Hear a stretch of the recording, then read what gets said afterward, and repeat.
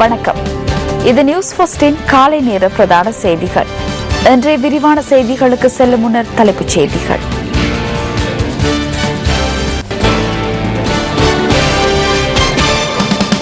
மத்தளை சர்வதேச விமான நிலையம் இன்று திறந்து வைப்பு.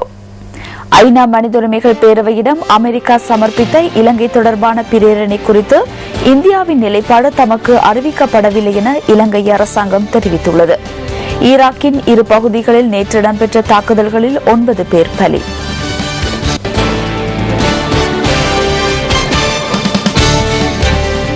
இலங்கையின் சிவில் விமான சேவை வரலாற்றின் மற்றொரு விசேட நாளாக இன்றைய தினம் வரலாற்றில் இடம் பிடிக்க உள்ளது. இலங்கையின் 2வது சர்வதேச விமான நிலையமான மத்தள ராஜபக்ச சர்வதேச விமான நிலையம் இன்று முதல் தேசிய பொருளாதாரத்துக்கு பங்களிப்பு வழங்க உள்ளது. இந்த விமான நிலையத்தின் முதலாம் கட்ட நிர்மாண பணிகளுக்காக $209 மில்லியன் செலவிடப்பட்டுள்ளது. ஹம்பாந்தோட்டையிலிருந்து சுமார் 30 கிலோமீட்டர் தொலைவில் மத்தள ராஜபக்ச சர்வதேச விமான நிலையம் நிர்மாணிக்கப்பட்டுள்ளது. பிரதான விமான போக்குவரத்து வழிகட்டமைப்பினூடாக உலகின் ஏனைய நகரங்களுடன் இந்த விமான நிலையம் இணைகின்றது. மத்தள ராஜபக்ச சர்வதேச விமான நிலையத்தின் முதலாம் கட்டத்துக்காக 800 ஹெக்டேயர் நிலப்பரப்பு பயன்படுத்தப்பட்டுள்ளது. சர்வதேச தரத்துக்கமைய விமான ஓடுபாதையின் இரு முடிவிடங்களிலும் 260 மீட்டர் வீதம் பாதுகாப்பு தளங்கள் நிர்மாணிக்கப்பட்டுள்ளன. அதிக வெப்பத்தை தாங்கக்கூடிய விதத்திலான ஒரு வகை தார் இந்த விமான ஓடுபாதையை அமைப்பதற்காக பயன்படுத்தப்பட்டுள்ளது.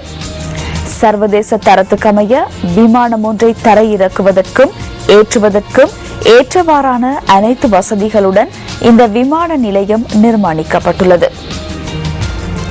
விமான ஓடுபாதையிலிருந்து நுழைவிட முடிவு நோக்கி விமானங்களை செலுத்துவதற்காகவும் வெளியேற்றுவதற்காகவும் 2 பாதைகள் நிர்மாணிக்கப்பட்டுள்ளன.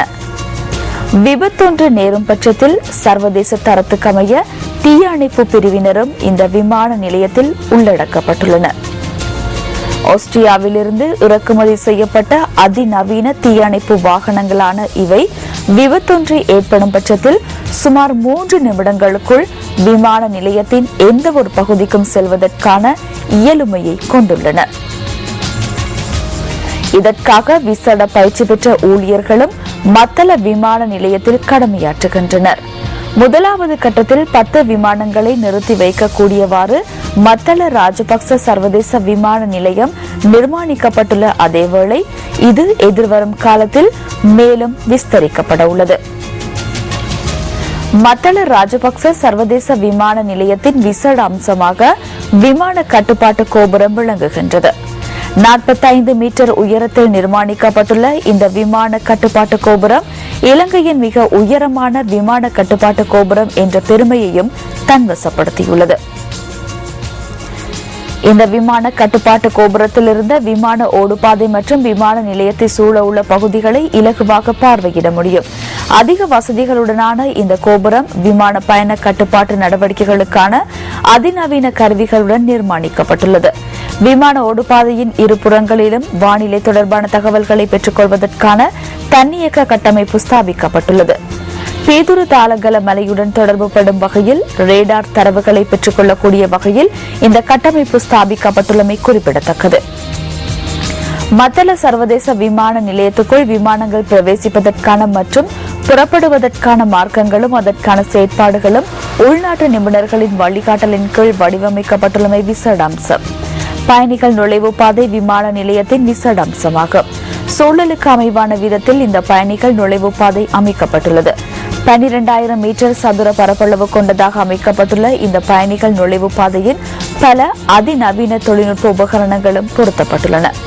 இந்த கருவிகளின் மூலம் மக்களுக்கு செயற்திறன் மிகு சேவையை வழங்குவதற்காக உத்தியோகத்தர்களும் விசேட பயிற்சி வழங்கப்பட்டுள்ளது. உள்நாட்டு விமான சேவையில் ஈடுபடுவோருக்காக பொருட்களை பரிமாற்றிக் கொள்ளும் வசதிகள் வேறாக அமைத்துக் கொடுக்கப்பட்டுள்ளமை குறிப்பிடத்தக்கது. விமானங்களுடன் இணைக்கப்படுகின்ற 2 நுழைவு பாலங்கள் நிர்மாணிக்கப்பட்டு பயணிகள் நுழைவாயிலுடன் இணைக்கப்பட்டுள்ளன. 3 மாகாணங்களின் எல்லை பகுதியில் இந்த விமான நிலையம் நிர்மாணிக்கப்பட்டுள்ளமையினால் சிறந்த பெறுபேற்றை எதிர்பார்க்க முடியும் என தெரிவிக்கப்படுகின்றது. உள்நாட்டு உற்பத்திகளை உடனடியாக ஏற்றுமதி செய்யக்கூடியவாறான வசதிகளுடன் இந்த விமான நிலையத்தின் விமான பொருள் களஞ்சிய சாலை நிர்மாணிக்கப்பட்டுள்ளது. 5000 மீட்டர் பரப்பளவை கொண்டு நிர்மாணிக்கப்பட்டுள்ள இந்த களஞ்சிய சாலையின் ஊடாக ஆண்டொன்றுக்கு 45,000 மெட்ரிக் டன் பொருட்களை பரிமாற்றிக் கொள்ள முடியும்.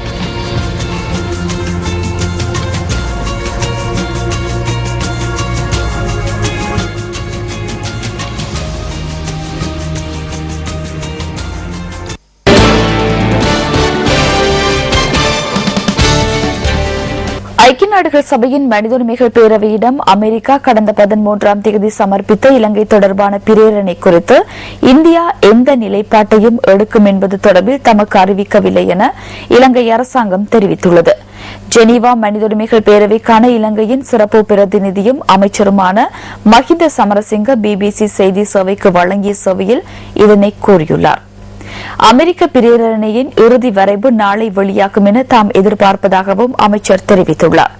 இந்த பிரேரணையின் இறுதி வரைவு வெளியாகும் வரை அது தொடர்பில் இலங்கையின் நிலைப்பாட்டினை அறிவிக்க முடியாது என குறிப்பிட்டுள்ள அமைச்சர் மஹிந்த சமரசிங்க இத்தகைய பிரேரணை அனாவசியம் என்ற நிலைப்பாட்டிலேயே அரசாங்கம் உள்ளதாகவும் கூறியுள்ளார்.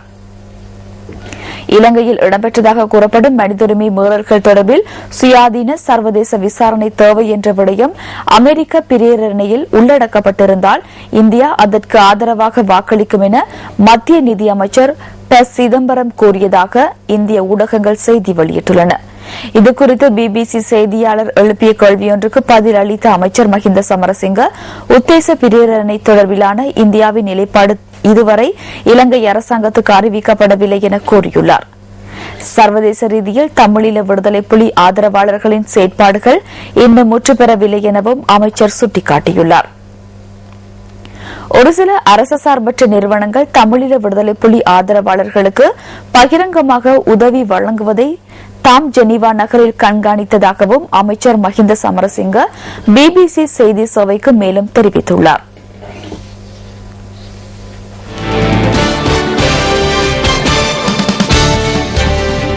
யாழ்ப்பாணத்தில் கண்டுபிடிக்கப்பட்ட கடும் விஷத்துடன் கூடிய தேள் நாடளாவிய ரீதியில் பரவும் அபாயம் நிலவுவதாக பேராதனை பல்கலைக்கழகம் அறிவித்துள்ளது.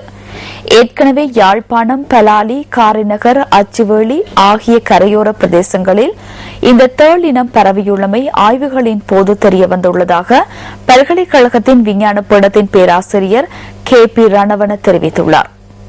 இந்தியாவின் ரெட் கோபியன் எனப்படும் இந்த தேளினம் இந்தியாவிலிருந்து யாழ்ப்பாணத்தை வந்தடைந்திருக்கலாம் என சந்தேகிக்கப்படுகிறது.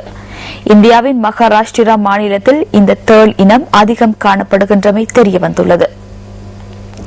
இலங்கையில் இதுவரை கண்டுபிடிக்கப்பட்ட தேள் இனங்கள் இந்த அளவு விஷத்தை கொண்டிருக்கவில்லை எனவும் பேராதனை பல்கலைக்கழகத்தின் பேராசிரியர் கூறியுள்ளார். இந்த தேள் கொட்டி 24 மணித்தியாலங்களுக்குள் மருத்துவ சிகிச்சை மேற்கொள்ளப்படாவிட்டால் இருதய கோளாறு ஏற்படலாம் என வைத்திய அதிகாரிகள் தெரிவித்துள்ளனர். புதிய தேள் இனத்தின் விஷத்தை பிள்ளைகளால் தாக்குப்பிடிக்க முடியாது என்பதால் இதன் கொட்டுக்கு இலக்காகும் பிள்ளைகள் அநேகமான சந்தர்ப்பங்களில் உயிரிழப்பதாக இந்திய தகவல்களை மேற்கோள் காட்டி பேராதனை பல்கலைக்கழகம் அறிவித்துள்ளது.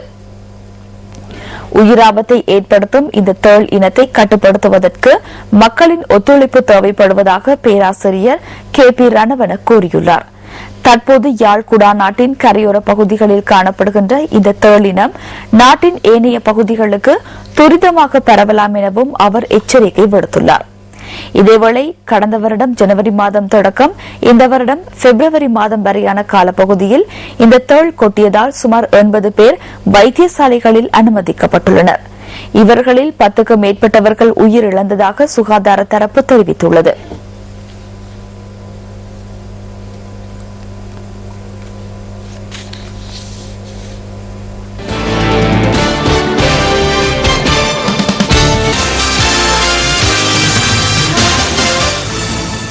இலங்கை மத்திய வங்கி வெளியிட்ட நாணய மாற்று விகிதம் தொடர்பான தகவல்களை சுமந்து வரும் பிஸ் ஃபர்ஸ்ட் தொகுப்பு அடுத்து.